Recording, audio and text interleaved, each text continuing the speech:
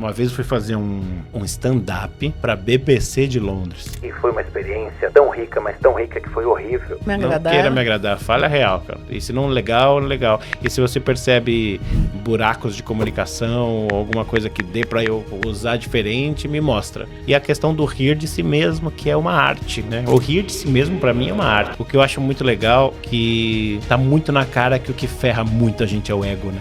Só que pro público, quem era que tava ali? O público brasileiro que fala inglês. O público riu bastante, que são as piadas nossas. Pro inglês, que tem um outro sarcasmo, outra pegada de piada, ele falou assim: Warren, eu não ri de nada. Bora para mais um episódio do Pode Sentir. Aqui a gente adora falar sobre o impacto das emoções na liderança, na vida profissional. E para falar disso, eu queria alguém aqui que transitasse entre esses universos, né? Da comunicação, da exposição no palco, da criatividade, do humor, do desenvolvimento humano na prática. E por isso eu recebo aqui o Arley Santana hoje. Ei, Ale, muito bom.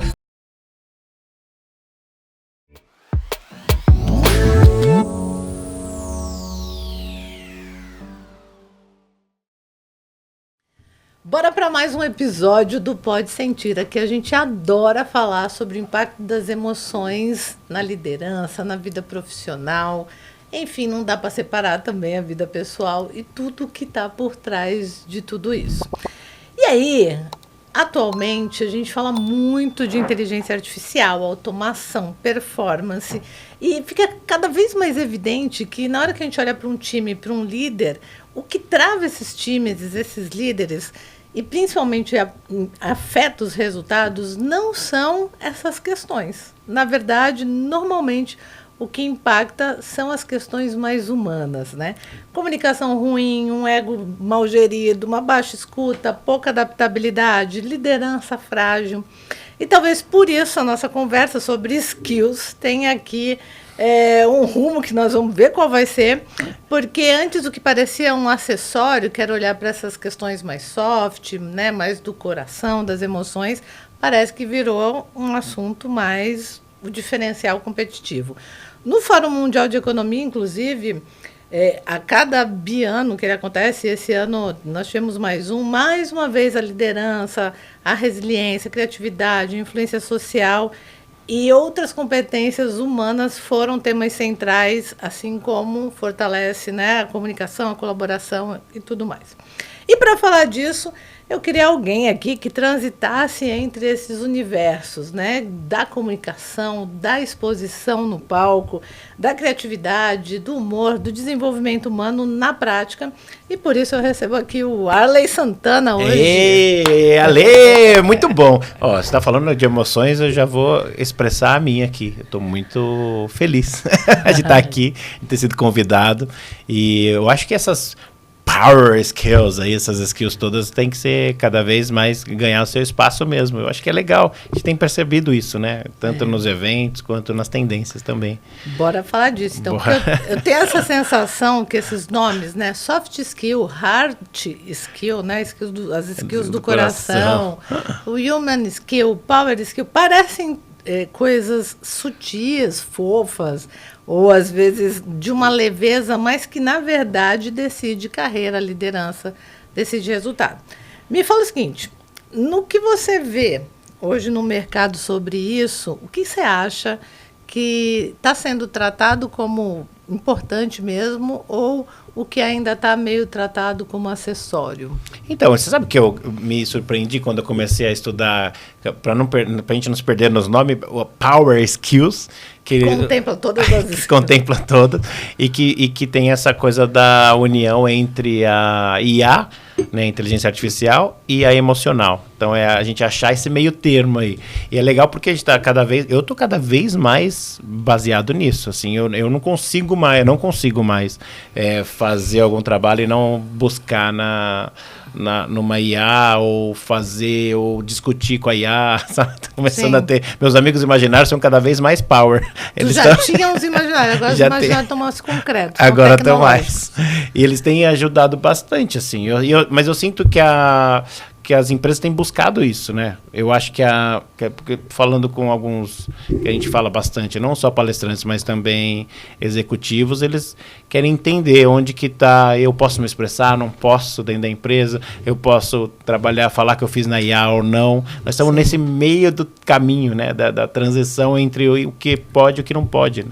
Isso é tão verdade, né, Warley, que nós tivemos recentemente num evento que era IAIE. É verdade, é verdade. Né, que resultava em consciência aumentada. Você fez uma participação super especial lá também, falando um pouco desse lugar da conexão das duas partes. Mas você acha que a gente está olhando para isso? Eu não sei se é o nosso universo, nosso recorte, gente que vive mais com gente assim. Porque às vezes eu saio um pouco da nossa bolha e eu vejo que essas skills humanas ainda ficam um pouco subestimadas. Total, sim. Em alguns outros universos. Onde tu acha que ela está subestimada e onde, na tua opinião, está mais realmente sendo considerada? Eu acho que onde ela está subestimada é nas relações humanas mesmo, as hierárquicas, as relações dentro da empresa. De liderança. Eu acho que a gente está na coisa da liderança ainda da forma antiga, sabe? Parece que todo mundo lembra que a gente lia Harvard Business Review e falava, isso e era mesmo. Mas hoje eu acho que é muito mais elástica que tudo isso, sabe? A relação. Agora, o que eu fico na dúvida é a hierarquia, ela é vertical ou é horizontal? Para qual caminho nós estamos indo? A horizontal existe de fato? Porque... Acho que não. Não, né? Porque todo mundo fala, não, agora é a hora da horizontal, todo mundo é igual a todo mundo, e liderança beleza. Situacional, cada um é líder no momento. Só que não, tu sabe que é interessante falar disso, né? Eu vejo que isso talvez seja o que a gente gostaria de viver, mas não necessariamente o que serve de fato para a gente.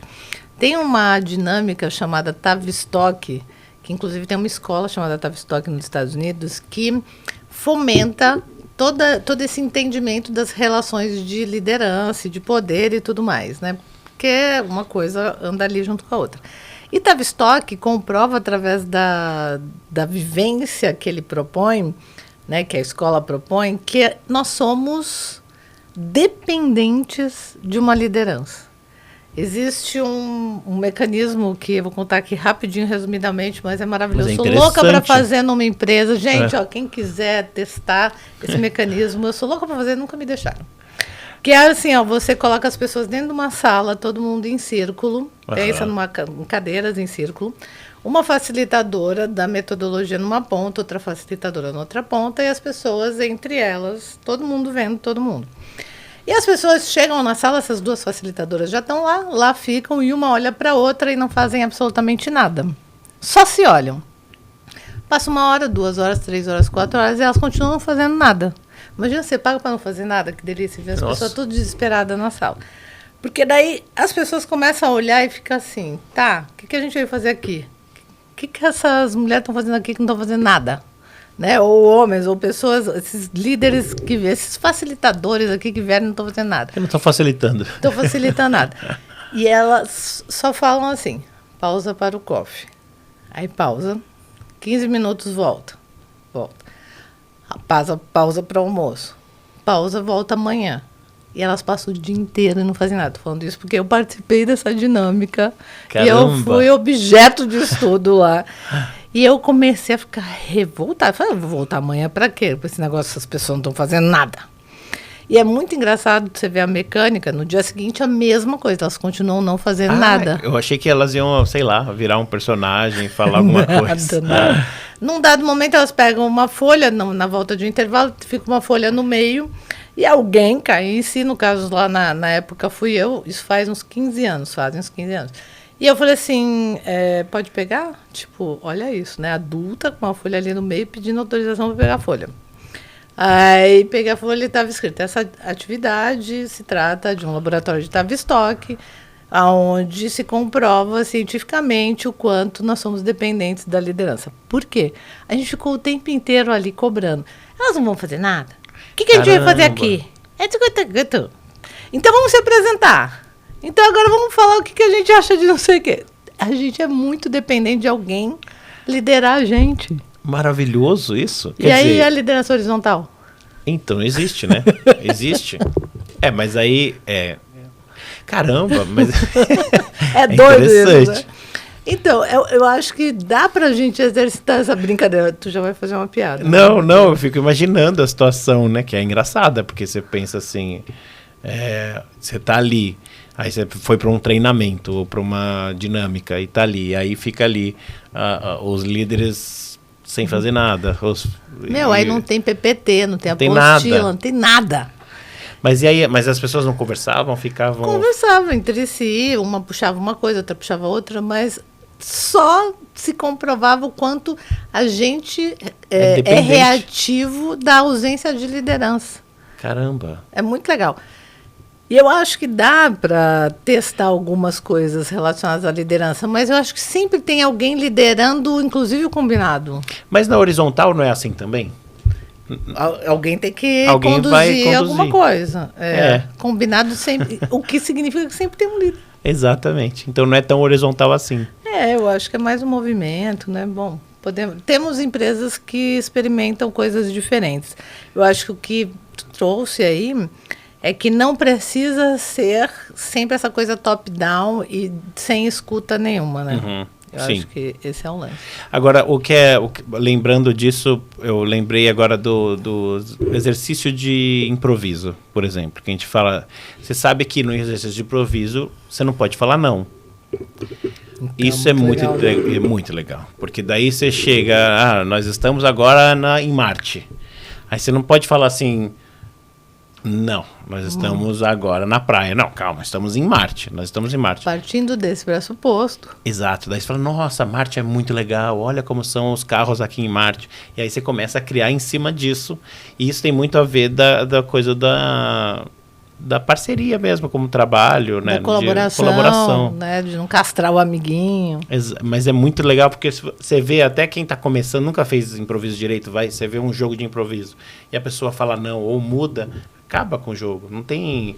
Eu acho que isso na empresa é muito legal também, da pessoa saber entrar no projeto do outro de uma forma sem ditar regra. Sem impor, talvez, né? Sem ser tão impositivo. O fato é que a gente estava falando aqui, né, conectando isso com o IA, a IA está liderando a gente ultimamente. Total, né? total. Eu tô assim, eu tô apaixonado pelo Cloud. Calma, tu e o Claudinho. Ele falou assim, porque o Claudinho falou não sei o quê. Gente, que Claudinho é esse? Cara, é muito impressionante. O GPT já era um amor antigo, mas assim... O Cloud, ele chegou ao ponto de fazer... Eu acho que vai sobrar mesmo as soft skills mesmo, né? Que são os human skills, talvez. Porque ele sabe fazer tudo já. Ele já faz tudo. Eu discuto com ele coisas que... até de projeto, por exemplo, de roteiros, de vídeos futuros, ideias. E é absurdo. E ele tem... Né? Toda a internet de back-office. De back-office. E responde mais rápido que outras pessoas. Né? E aí tem um paradoxo interessante acontecendo aqui, que é quanto mais essa tecnologia avança, mais visível fica quem sabe pensar. Uhum. Né? Tu acabou de falar o quanto você conversa com ela e não se deixa só, né, ser conduzido por ela. Interpretar o contexto, né, se comunicar com a agente de IA, eu acho que é um desafio. Como é que tu tem se comunicado? Quais são as tuas estratégias? Então, a estratégia eu converso com o GPT sobre isso, que é um amigo em comum. Entendi. Aí eu falo, GPT, como que eu falo assim com o Cloud? O que eu peço? Vai lá e faz isso. Pá! Aí eu vou, e eu fico conversando, Gemini, eu fico brincando entre elas. E acaba virando um monstro muito maior. E é meio maluco, mas nossa, parei pra pensar agora. Foi como se fossem meus amigos da sala, né? É o Claudinho, o Gepeto, o Gêmino. Só que eles são mais colaborativos, né? Não faz só piada. Muito mais colaborativo, muito mais. Mas te ajuda a fazer as piadas, né? Mas me elogiam demais, né? Eu não gosto muito também. Que eles ótima ideia, nem sempre é boa a ideia. A gente tem que ficar esperto também como lidar. Eles isso, foram programados para concordar com a gente, né? Será que eles foram treinados pelo improviso? Então, será? Não, mas acho que eles... A louca. Será que as ideias então são boas mesmo ou não? Agora eu tô pensando. Dá para você discordar de mim um pouco, chat? Né? Não, mas eu peço isso, né? Uma das sacadas é pedir ao ChatGPT, seja mais cândido, mais honesto, mais real. Não queira me agradar. Não queira me agradar, fala real, cara. E se não legal, legal. E se você percebe buracos de comunicação, alguma coisa que dê para eu usar diferente, me mostra. E é isso que é legal. Eu acho que é o que você falou, né? De saber mexer com essas... Criar os melhores prompts. Com esses monstrinhos aí, né? É. Boa. E aí, na tua visão, assim, quais competências humanas vêm ficando cada vez mais valiosas, no caso, nessa relação, mas também no geral, né? Porque tem competências que são só humanas. Fico pensando que algumas têm se tornado cada vez mais valorosas. Qual é, na tua opinião? Eu acho que ouvir é a primeira, né? Ouvir é... Porque, de novo, sem querer ficar na mesma tecla do jogo do improviso, mas ou numa relação entre atores numa cena. Quando o cara tá decoradaço e ele só tá esperando você dar a sua fala para a realidade dele, fica mecânico, artificial. Fica ruim. Então a ideia é saber ouvir. Se isso acontece já num negócio que é mecânico de uma cena, imagina na vida real, né? Porque eu acho que a gente tá muito armado. A gente está muito armado, então quando alguém fala alguma coisa, você fala, não, eu vou falar, eu tenho que impor essa ideia, eu tenho que impor.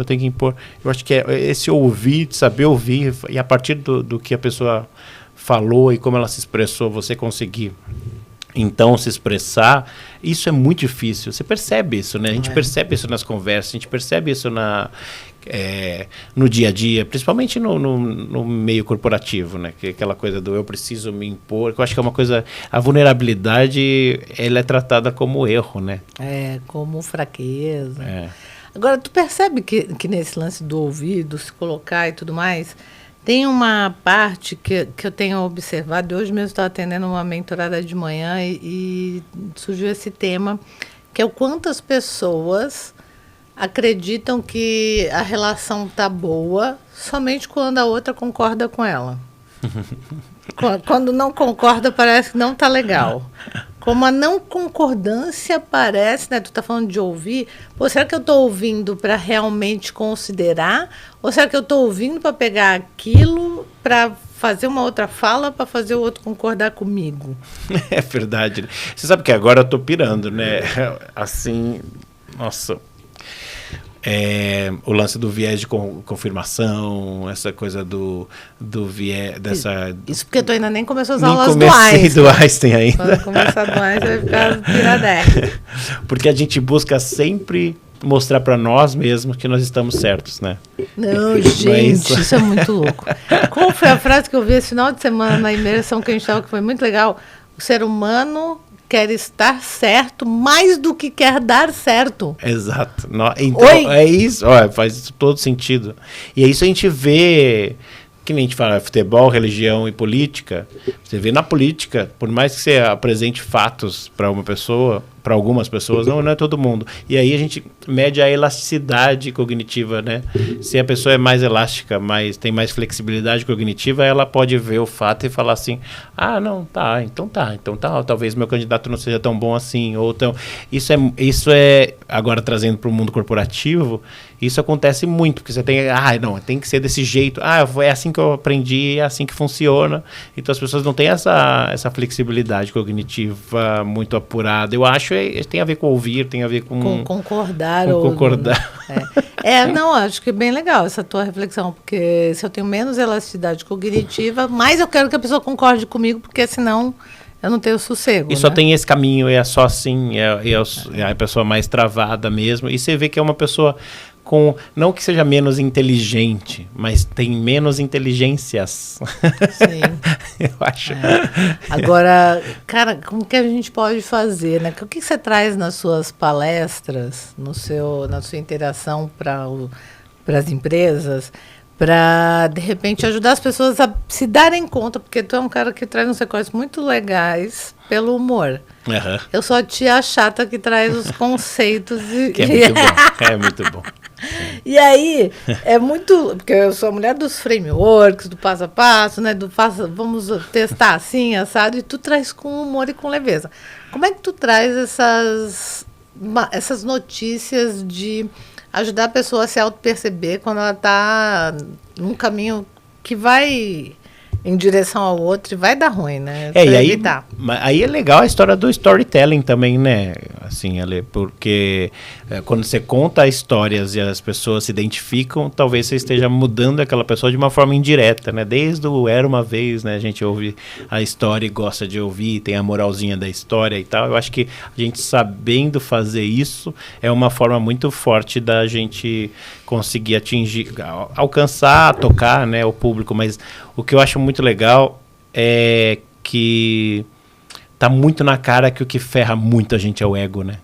E aí não tem tô alguma nem... historinha assim de ego que tu Tem, pode contar? eu sempre falo do Oscar Wilde, que fala que não dá para levar a vida muito a sério, já começa daí. E a questão do rir de si mesmo, que é uma arte, né? O rir de si mesmo, para mim, é uma arte. Saber lidar com seus próprios erros e se enxergar não como um super-herói, mas como alguém que é vulnerável e que está aprendendo, mas que pode se tornar um super-herói se assim o desejar, mas desde que saiba lidar com esse ego mesmo. Não estou nem entrando na parte do id e tal, não estou falando, é do ego geral mesmo. Do infladinho, do infladinho, né? Do se acha. Porque eu acho, se você sabe rir de si mesmo, sabe levar seus erros de uma forma... É muito fácil falar também, né? Eu estou dando aqui um exemplo, porque eu não me levo muito a sério. E aí isso tem outros efeitos que também não são bons e tal. Mas assim, se você não se leva muito a sério, é um bom caminho para você quebrar um pouco o ego, para você conseguir crescer mais. Eu acho que tem tudo a ver com esse lance de não ouvir, de você ter... eu acho que quem tem o ego inflado, quem é a pessoa mais assim... como fala? A pessoa mais arrogante tem muito mais a esconder do que... Na realidade, ele mostra muito, é mais transparente do que a gente imagina. É mais um mecanismo de defesa. Defesa ali, total, né? Defesa eu lembro que logo que eu abri o LinkedIn, tu me fez lembrar agora de um artigo que eu escrevi pequenininho lá sobre... Aí falando nisso, gente, preciso colocar na minha lista de tarefa, planejar meu LinkedIn dessa semana. Cláudia faz isso para você. Já tá tudo lá, só preciso colocar, né, organizado. Mas tu me fez lembrar de um artigo que eu escrevi que fala sobre compreender não significa concordar. Porque eu acho que para quem tem medo da discordância, né, de repente aprender a demonstrar que é capaz de compreender quando não concorda... Uhum. Eu acho que aí vem um exercício que não tem IA que ajude, né? Não tem. E a maturidade está aí também, né? E a comunicação, a presença, né? A influência. Falando em comunicação, tem muita gente que fala bonito. Uhum. Você deve encontrar um monte por aí, né? Sim. Principalmente no meio artístico, mas nos executivos também. E tem executivo que fala muito bem, só que não conecta, não mobiliza, não muda nada. O que separa uma fala boa, para você aí que é do mundo da comunicação, de uma fala que realmente move as pessoas? Essa pergunta é maravilhosa, porque aí eu acho que quando é claro que a gente vai cair na mesmice, falar, tem que falar com verdade, mas eu falo de novo, tem que falar com verdade, tem que acreditar no que você está falando. Você sabe, outro dia eu assisti uma palestra. Lá vamos nós falar mal das pessoas. Gente, não chama a gente para evento. Não chama, né? A gente fica só no WhatsApp falando assim, mas não sei o que lá, precisa melhorar a performance, não sei o que lá, não tem didática. As pessoas ela é incrível, né? A palestra era incrível. E ela sabia... O conteúdo da palestra era incrível. Maravilhoso. E a pessoa com certeza tem muita experiência. Mas não adianta tudo isso e você não entregar de um jeito. Não adianta você entregar um ótimo presente, né? Sem estar numa caixa bonita, sem, sabe? Porque a gente vê diferente, né?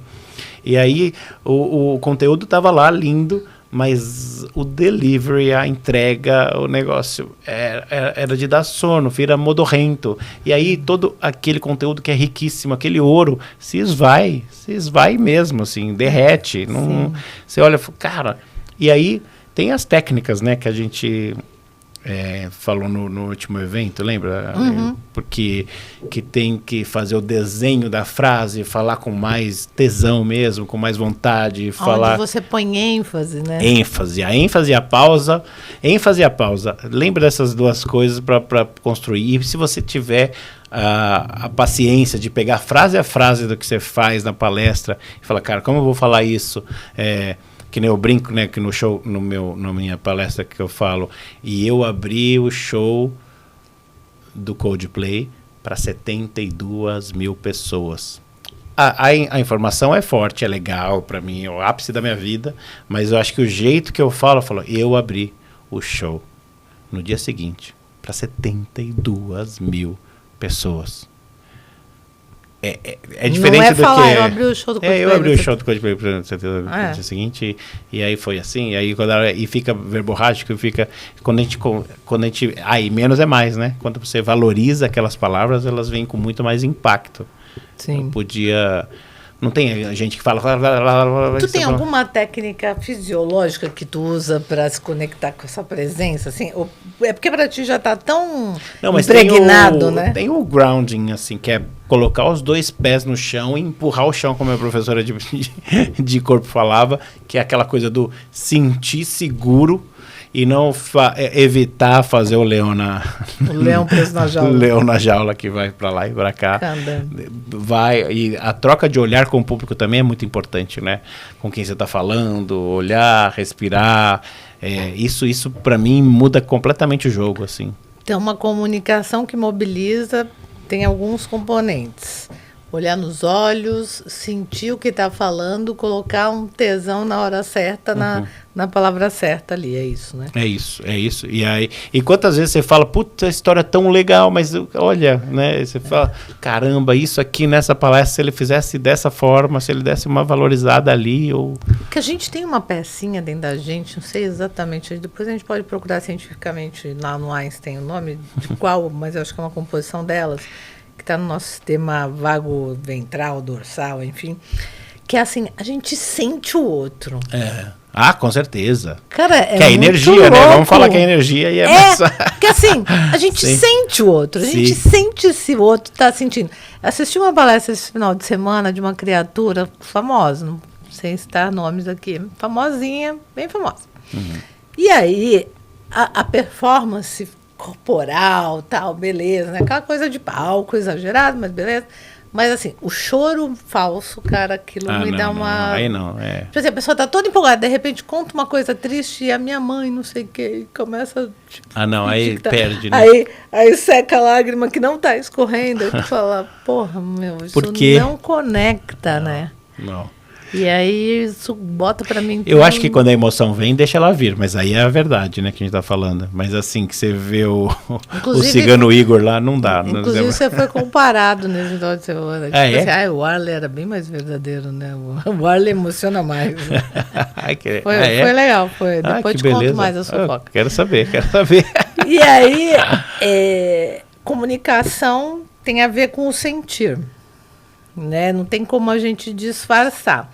O que você aprendeu no palco e nas mídias atuais, né, que o mundo corporativo ainda não aprendeu, Arley? Eu acho que é o sentir mesmo. Eu acho que, não sei se é o mundo corporativo, mas muita gente que você vê, por exemplo, essas palestras que a gente vê, ou mesmo nas relações interpessoais, fica aquela coisa meio, sabe, o clube do networking? Aquela coisa, agora eu tenho que falar com você. Eu faço parte, tá? Não faço parte dos clubes de network, não é isso. Mas assim... A formalidade excessiva. Essa coisa excessiva de... Estou falando porque minha mãe mandou, sabe?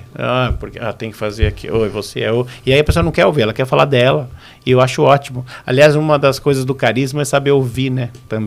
Também faz parte do carisma você ter essa sensibilidade de sentir, de deixar... E isso acho que falta muito, assim, né? Às vezes você quer... eu percebo muito isso, por exemplo, até em entrevistadores, assim, Ale, aqui eu tô em casa, tô contigo, eu sei que você tem essa sensibilidade toda, mas muitas vezes você vai dar uma entrevista e às vezes até gente bem famosa que não tem a pegada da entrevista, fala, cara, como esse cara... Que nos conecta com a criatura, né? Não, você fala, meu Deus... E eu acho que é conexão mesmo, de saber sentir o outro. E qual que tu acha que é o erro mais comum de quem quer parecer seguro? Ah, cara. Eu vou colocar minha hipótese aqui. Qual? A minha hipótese é aquela engrossada da voz desnecessária. Né? A pessoa quer parecer segura, ela fala mais forte, assim. Né? Tipo, eu falo, precisa mesmo, querido? Chega a ser muito engraçado dentro de mim, eu dou risada. Tu percebe alguma coisa, assim? Porque eu acho que mais de posição, né? Postura. De postura, assim, de achar... Eu já vi gente muito nervosa, se bem que tem o fake until you make it, que é bom, né? Daquela coisa da MK de você, né, aceitar e tal. Mas eu percebo que acho que a linguagem corporal diz muito, né? Quando a pessoa tá... Não é... talvez a incoerência entre o que ela tá... Tentando falar e como ela tá... Como ela tá na postura ali. Tipo assim, uma postura mó segurona, aí depois... tem um amigo não vou falar o nome assim, mas lá nos Estados Unidos, que a gente sabe que o sonho dele era ser um outro cara que é mais famoso que ele lá e tal, e ele sempre fala com desdém daquele. Não, se eu quisesse mesmo e tal, e ele faz isso da voz, por isso que eu lembrei dele, e faz da voz, e faz da... Mas você sabe que não é verdade que ele está falando. Desdenhar o outro também é um sinal de insegurança. Total. Também estamos desvendando os segredos da insegurança. Da insegurança. Porque tem, né, isso. Não, quem desdenha quer comprar. Mas já é um ditado, né? Mas vai nessa direção aí. E o que você acredita que faz você ser memorável na sala? Né? Que as pessoas te aplaudem de pé.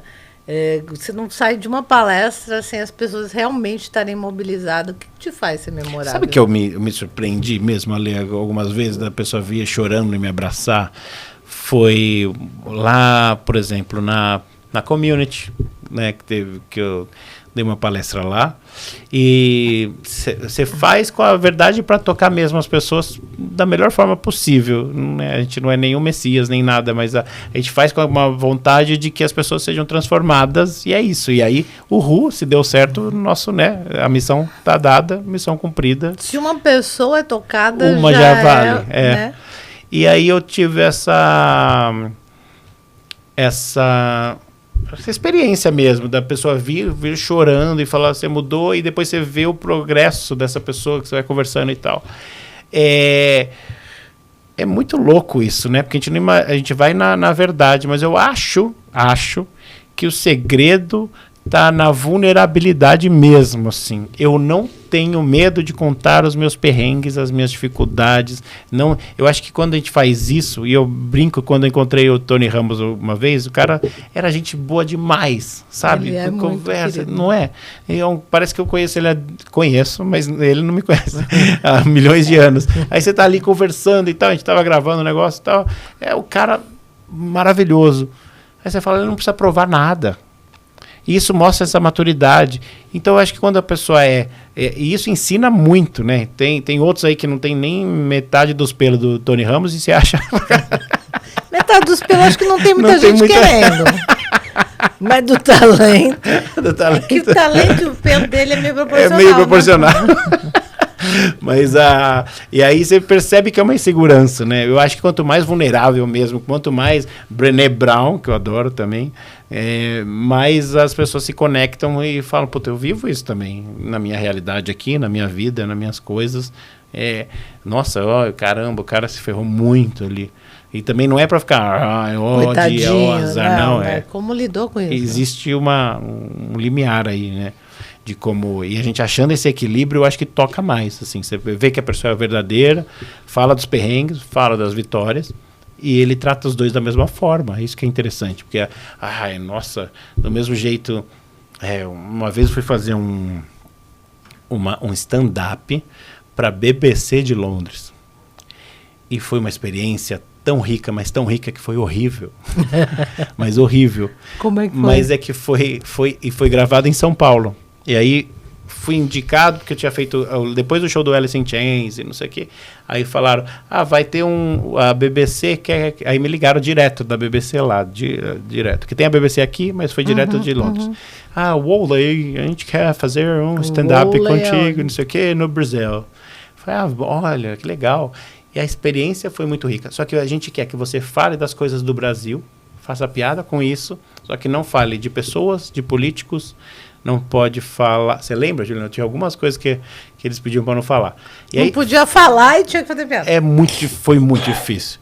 Só que para o público, quem era que estava ali? O público brasileiro que fala inglês. O público riu bastante, que são as piadas nossas. Para o inglês, que tem um outro sarcasmo, outra pegada de piada, eu acho, não sei se foi bom, mas aí eu descobri por um deles, que ele falou assim, Wally, eu não ri de nada. Eu não dei uma risada. Foi horrível, o inglês falou pra mim. E eu entendi, falei, cara, entendi. É outra cultura, é outra pegada, é outra... O que faz uma pessoa rir, ela tem que ser minimamente conhecida, Nossa Senhora, né? E aí eu contei das nossas coisas aqui, e as pessoas... Foi até as piadas com as comidas do dia da semana, eu preciso lembrar de ler, depois eu te mostro. Porque a gente tenho gravado, depois é engraçadinho, é bonitinho, mas pro inglês mesmo, não foi nada de engraçado. Ou seja, eu não atingi meu público-alvo. Foi péssimo. E eu falo isso e eu acho que isso me ensinou depois quando eu fui fazer show lá fora. Falei, não, cara, tem que ser no Japão lá, né? Falei assim, tenho que fazer um show para os japoneses. Eu tenho que entender o que faz eles rir, se é que eles riem, do que, e riem. O foi legal. japonês é maravilhoso, então, né, gente? Não só está rindo, está chorando, o que está acontecendo com aquela cara. Mas também eu tive algumas experiências com o povo japonês que, gente, também quando eles tomam uns álcools assim a mais nos eventos, aí eles se soltam, eles sai um brasileiro dali de dentro, né? Exato. Mas eu me surpreendi com eles lá. Muito engraçado. A gente fez o show na embaixada em Tóquio para os japoneses e foi uma delícia, foi assim. Já tinha aprendido com os de Londres? Já tinha, falei, não pode acontecer de novo. Mas aí eles me ajudaram, né? Os próprios japoneses. Se os ingleses tivessem me ajudado... Mas você pediu ajuda, né? Pedi, é isso. Você teve iniciativa. Se eu tivesse feito essa iniciativa de falar com ingleses, mas eu falei com meu cunhado que mora em Londres, mas também não adiantou, porque ele é brasileiro. Então o humor dele... É igual ao nosso. Então, essa coisa do memorável tem uma preparação, né, Warley? Tem a vulnerabilidade, tem a preparação, tem o estudo, Tu é um cara que está sempre buscando novidades. Sempre. Né, conceitos e tudo mais. Então, não é solto. Agora, bora falar, né, do que a gente até começou a tocar, que é o lance da pressão, do improviso e na liderança real aí. Às vezes eu acho que o improviso na liderança, no dia a dia, faz parte do contexto, né? O líder, no dia de hoje, que está uma loucura, tudo acelerado. A gente não sabe que vai chegar no final, no mesmo dia. Minimamente tem que ter uma certa malemolência cognitiva, comportamental para suportar. A pressão sobe, quer a gente queira, quer não, né? E, às vezes, o discurso, se fica muito ensaiado, vai para um lado de força ou de falta de repertório, que daí aparece e a vulnerabilidade dele não é positiva, não é uma vulnerabilidade conecta, mas muitas vezes que acaba deixando ele numa saia justa ali. O que o improviso te ensinou assim, sobre comportamento humano? E se a gente puder transferir isso para a liderança, né, que os treinamentos tradicionais muitas vezes não ensinam. Mas eu te ouvindo aqui já fiquei pensando, tem que ter exercício de improviso em todo treinamento. Exercício, e a gente quando você aprende a ler a cena, você aprende a ler o outro e aprende. Eu acho que é tudo no final das contas, como o pessoal fala, no final do dia. No final do dia, saber entender o outro mesmo, porque o improviso te dá essa coisa do, cara, eu não sei o que vai acontecer, mas eu tenho que saber jogar. Tem que ficar presente. E se eu errar, tudo bem. Porque se você, eu acho que é aí que tá a pegada. Porque uma coisa que não se fala... O outro vai te salvar, né? É isso. O outro ou vai te salvar ou vão afundar junto, mas vocês tentaram de uma forma real. Não tem... Mas dá para treinar essa espontaneidade? Dá. Dá, eu acho que... Como é que a gente pode fazer isso, assim, no dia a dia? Quem está ouvindo a gente, o que pode fazer? Eu acho que tentar ouvir mais é uma coisa que eu vou bater nessa tecla, porque eu acho que isso é um treino maravilhoso, de você ouvir mesmo. Ouvir, mas ouvir de verdade, não ouvir Fazendo de conta. Esperando a sua fala. Eu acho que esse é um exercício que é meio batido. Parece que eu estou falando mais do mesmo. Mas se a gente fizer de fato, de verdade, e ouvir e perceber como que você pode responder a partir do que a pessoa te falou, porque é muito fácil, ainda mais conselhos, né? A gente tem os nossos, a gente tem sempre os conselhos. Alguém começa a falar, isso aí é aquele problema. A gente faz o diagnóstico muito rápido. Sim. E eu acho que nem sempre ele funciona, né? Eu acho que se você faz e ainda para pensar e reflete sobre aquilo e responde, eu acho que é isso que o improviso também traz. É claro que no milésimo de segundos, mas você vai treinando e vai fazendo isso. Mas eu acho que saber ler pessoas é o caminho de qualquer improviso também. Tu acha que dá para a gente se preparar para o inesperado sem ficar artificial? Tipo assim, né? Da espontaneidade que me pega. Eu acho que a maioria das pessoas tem medo de ser espontânea porque tem medo do efeito, do julgamento dessa espontaneidade. Porque às vezes, tipo assim, eu já passei por espontaneidade que não foi legal. Tá no meio de uma reunião que alguém fala alguma coisa, tipo, muito absurda e que eu não consegui me conter. Tipo, desnecessário. Foi espontâneo? Foi. Necessário? Não. Né? Como é que a gente administra essa espontaneidade para não correr esses riscos, né? Eu só vi todo mundo me olhando assim, tipo, porque eu sei que eu representei boa parte da população que estava ali. Mas, mesmo assim, sobrou pra mim, né? Não foi legal. Mas como que você vê essa experiência hoje? Tipo, inevitável. Eu acho que se bobear, eu faria de novo. Então, porque não que a gente tenha que rir, né? Não é isso, mas assim, é muito legal porque você tá lembrando de um momento de... Muito espontâneo. Espontaneidade total. E ela é boa, né? Assim, claro que existem regras e... Né? Sociais que a gente precisa... Mas eu gosto muito da espontaneidade. Se fosse optar por um ou por outro, seria... Qual é o risco de ser espontânea? Eu tenho uma história de uma amiga, super amiga, amo de paixão, a Tainá, que uma vez torceu o pé na porta do escritório, torceu os 2 pés. Caramba! E aí ela me liga falando, eu tô parecendo Curupira. Cara, quando ela falou que tava parecendo Curupira, eu não aguentei.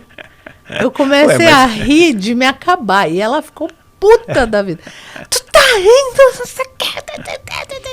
Eu tô aqui que eu não consigo levantar. Preciso de ajuda. Eu não conseguia parar de rir. Imagina a cena da pessoa Curupira na cabeça, com 2 pezinhos. Mas ela que fez a piada também.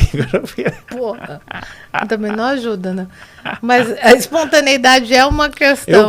Eu gosto mais assim. Não que a gente tenha que ter esses momentos os awkward, né? Os sem limites. Sem limites, mas eu acho que embaraçosos, né? Mas eu acho que o ser espontâneo é melhor do que, sabe aquela coisa? Eu, por exemplo, se eu vou outro dia aí, eu fui num restaurante chique, que tem a ordem, né, eu nunca sei se é pra cá ou pra cá, nunca sei, eu sempre esqueço, eu nunca sei. De fora pra dentro. É de fora pra dentro, né? E aí o garçom riu, mas eu falei assim, é de dentro pra fora ou de fora pra dentro, né? Como é que é aqui?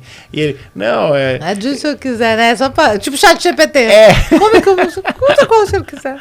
Mas é muito louco isso, porque eu não tenho esse medo de perguntar ou não preciso parecer chique por causa disso, e eu já fui bastante em restaurantes bons, mas nunca lembro, não é um problema. E não perguntou pro chat dessa vez. E aí eu tava com alguém que eu ia negociar algumas coisas, cara, esse cara não sabe nem a ordem dos mas vai talheres. saber se a pessoa que tava lá sabia. Pois é. Não sei se sabia, né? E às vezes ele se identifica também, né? Sei lá.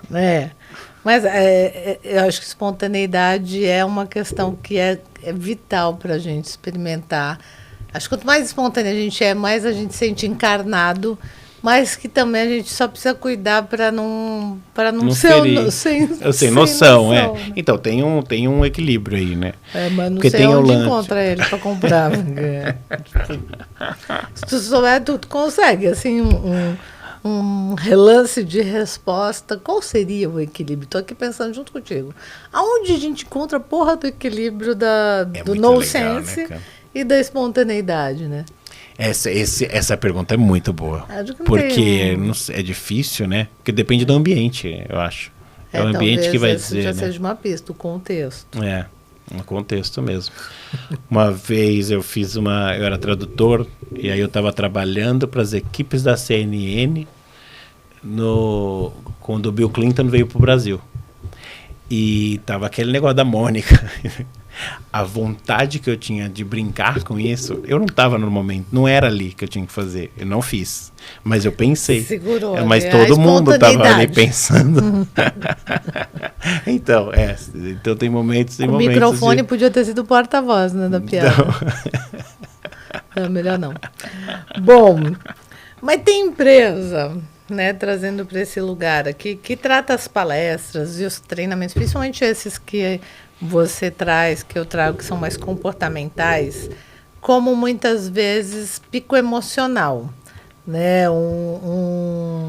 Sai de um mundo de educacional, vamos falar assim, né? Uma palestra que traria algum desenvolvimento também cognitivo e tudo mais, e às vezes as empresas querem só deixar todo mundo tocado, inspirado, mas depois, quando volta para o dia seguinte, isso acontece principalmente em convenção, né? Uhum. Agora as empresas vão querer me matar, mas é verdade. A gente pode, tu não acha que a gente pode, principalmente os profissionais que entregam, equilibrar um pouco melhor essa demanda sobre, tá bom, dá para a gente emocionar, mobilizar, mas também dá para a gente entregar algo que gere uma transformação mínima ali, não só fazer o povo chorar por chorar, né? Como é que tu enxerga isso? Tu recebe muito pedido de faça as pessoas saírem daqui muito felizes, leve, e não sorrindo. Importa o que aconteça na segunda-feira, segunda-feira elas vão levar uma carcada e aí vai lembrar do Arley. Não foi o que o Arley disse. Mas aí eu acho que é um alinhamento mais com o RH também, né? Mas eu acho que isso tem mudado um pouco, não tem? Você tem sentido isso de algumas pessoas do RH querer mais transformação por mais tempo da equipe do que só curtir o evento e tal? Depende muito, né? Tem gente que o foco total é naquele evento e beleza, e amanhã cada um que se vire. Mas... Eu já passei por uma fase que, graças a Deus, acabou. Né? Acho que de tanto eu falar disso, os RH pararam de me pedir, que era antigamente meio ser garota de recado, sabe? Garota de recado. Precisa falar isso, precisa mandar esse recado. Graças a Deus parou acabou. Isso, né? Para mim, acabou. Mas eu ainda vejo um pouco dessa expectativa de um surtinho emocional ali, gostosinho, uma dopaminazinha barata, Sim. sabe? E aí, o que você acha que transforma uma palestra ou um conteúdo sobre comportamento em algo que realmente pode gerar mudança? Na tua entrega, o que você faz que fica? Porque eu sei que fica, eu já assisti a tua palestra, eu sei que fica. Mas eu acho que... Você sabe que eu não quero falar de cloud de novo, nem de nada, mas eu tenho estudado... eu tenho estudado KPIs e formas de mensurar essa transformação ao longo de uma semana, 15 dias, um mês, e começar a colocar exercícios e perguntas, que seja uma pergunta por semana. E aí, você fez alguma coisa nesse sentido do que a gente falou na palestra? Isso é uma forma que eu acho que é legal alinhar com a galera do RH, e é uma coisa que... Uma sustentação. Eu acho que tem que ter uma sustentação. Para mostrar que eu não é só um show, não é uma palestra que você não fez, é só uma atração. A tal da dopamina, que foi naquele momento, que às vezes ela tem a sua importância, mas não, né, como transformação mesmo, tem que ser uma coisa mais profunda, né?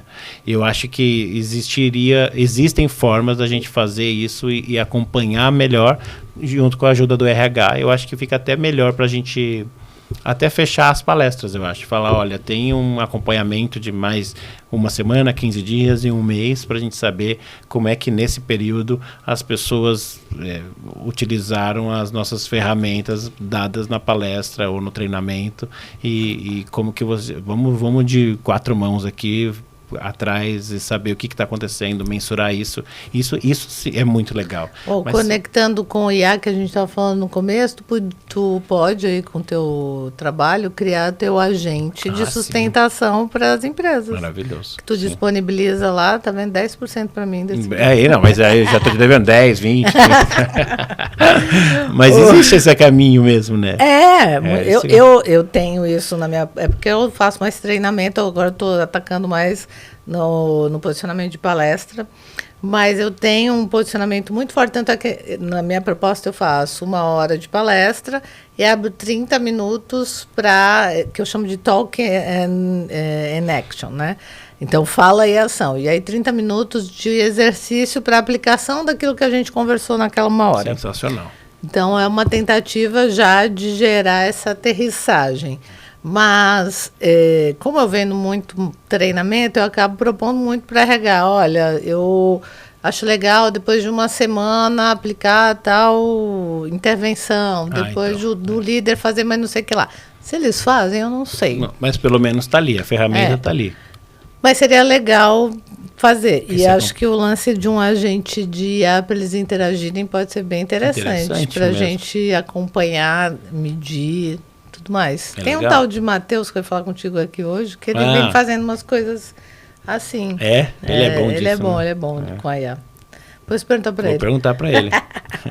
Aliás, quero também falar de gamificação depois contigo. Bora! Começa... Agora ou depoid do... Se quiser. Pode falar já.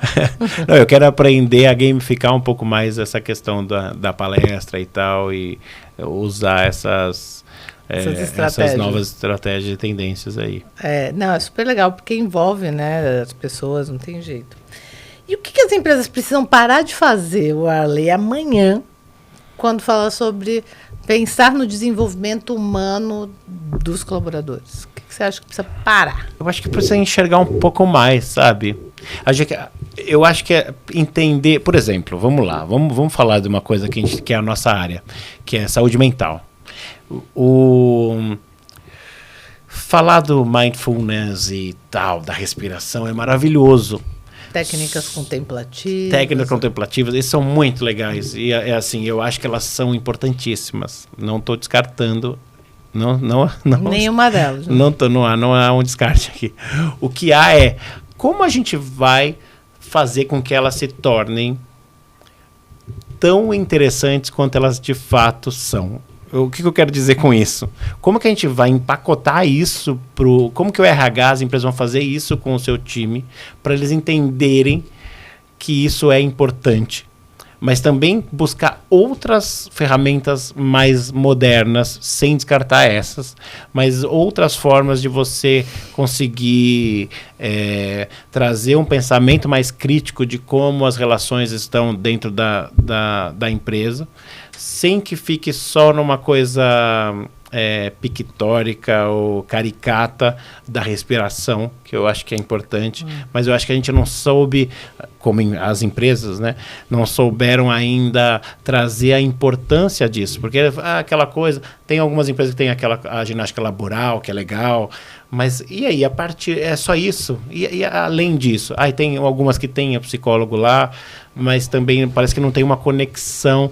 Eu sou a favor de uma nova empreitada de saúde mental dentro da empresa, que tem, assim, as partes que a gente já conhece, que a gente não entende, que é essa de respiração e tal.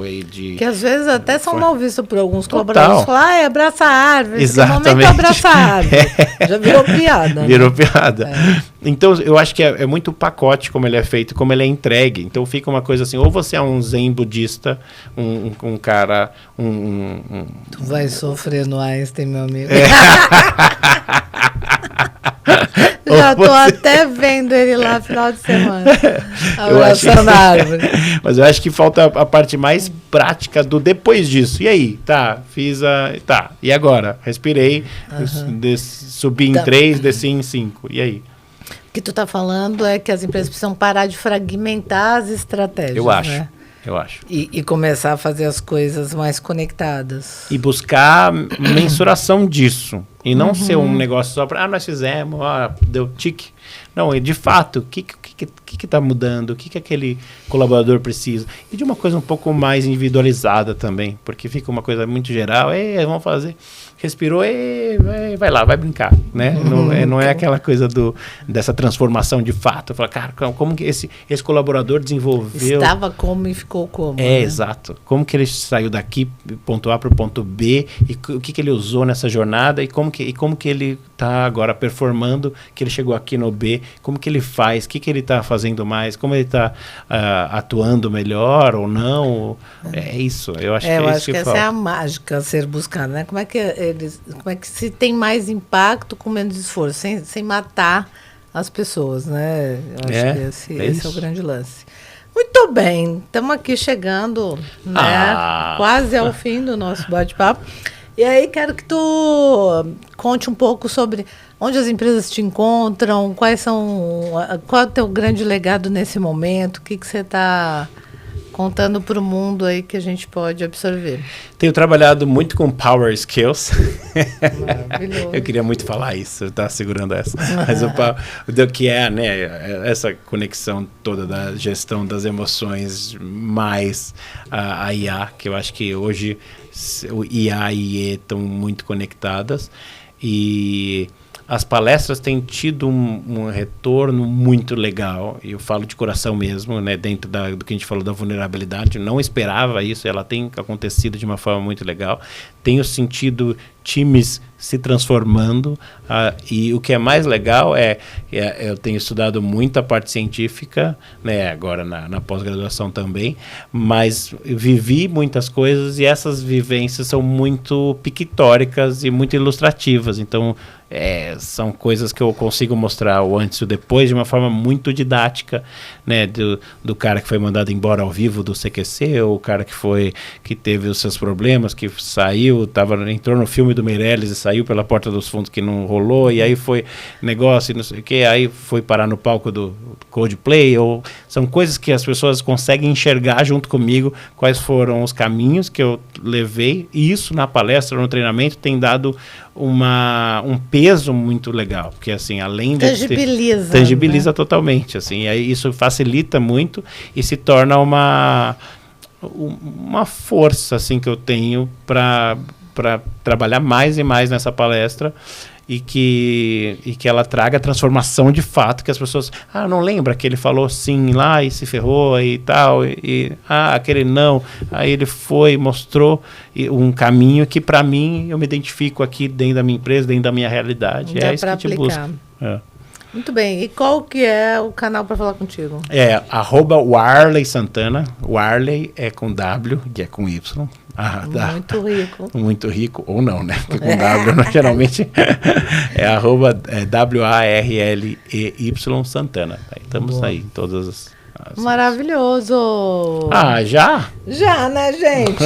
Essa conversa que mostra que o que a gente ainda insiste em chamar de inúmeras skills, né, já não cabe mais num lugar só, né? É complementada por muitas outras questões, como a gente conectou aqui a IA com a IE, né? A inteligência artificial com a inteligência emocional. Nesse mercado pressionado que a gente vive, não tem outro jeito a não ser desenvolver um lugar interno. E interno é no coração e na cabeça, né?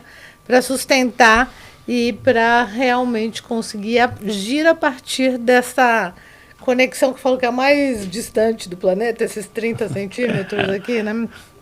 Mas o Warley deu várias dicas para a gente de como fazer alguns caminhos, e eu espero que você realmente tenha aproveitado. Obrigada. Eu te agradeço demais, Ale. Tô contigo, estamos nessa. Adorei. Vamos nessa. E assim, só para fechar, né, já que a gente fala tanto de emoção aqui, quem tem mexido tanto com as tuas emoções ultimamente? A pessoa que mais mexe com as tuas emoções?